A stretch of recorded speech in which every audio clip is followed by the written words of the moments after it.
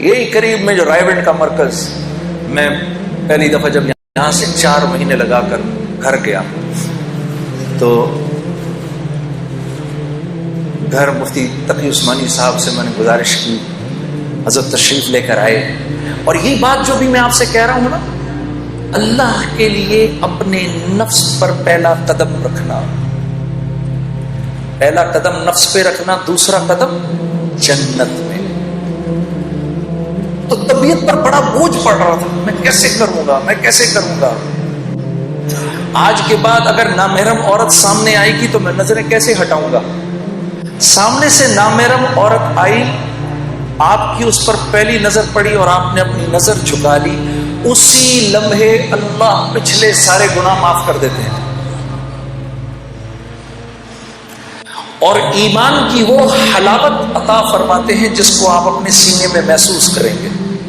اسی لیے اللہ رب العزت نے اپنے بندے کے اپنے طرف آنے کو جہد سے تشبیہ دی۔ اللہ رب العزت کا ارشاد ہے والذین جاہدوا فینا، میرا وہ بندہ جو میری طرف آنے کی جہد کرے گا۔ آرام سے نہیں آ سکتا، آرام سے نہیں آئے گا، نفس پر بوجھ ضرور پڑے گا۔ جو جہد کرے گا، جب بیٹا کسی غلط بات کا مطالبہ کرے تو بیٹے سے کہے گا بیٹا باوجود اس کے کہ تو میری اکیلی اولاد ہے، لیکن میں کیا کروں، یہ گناہ میں نہیں کر سکتا کیونکہ اللہ اور اس کے رسول کا حکم نہیں ہے، یہ میں نہیں کروں گا بیٹا، یہ میں نہیں کر سکتا۔ اس کو اللہ فرما رہے ہیں والذین جاہدوا فینا، جو میری طرف آنے کی کوشش کرے گا،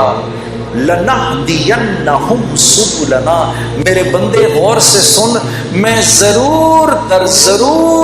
ضرور تیرے لیے اپنی قربتوں کے راستوں کو کھولوں گا، پہنچ جائے گا تو میری طرف۔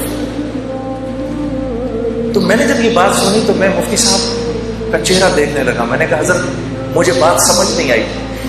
مجھے سمجھائیں ذرا، مجھے نہیں بات سمجھ میں آئی، اللہ کی قربت کے راستے کیا ہیں؟ تو فرمانے لگے کبھی اس ماں کو دیکھا ہے جو پہلی مرتبہ اپنے بچے کو زمین پر کھڑا کرنے کی کوشش کرتی ہے، 8، 9 یا 10 ماہ کا بچہ ہوتا ہے یا 1 سال کا، جب اس کو پہلی دفعہ کھڑا کرتی ہے تو اپنی دونوں انگلیاں اس کے ہاتھ میں دیتی ہے، پھر اپنے ہاتھ چھڑوا کے پیچھے ہو جاتی ہے۔ اب بچہ ماں کی طرف بڑھنے کے لیے پہلا قدم اٹھانے لگتا ہے، ابھی پہلا قدم اٹھا نہیں سکتا،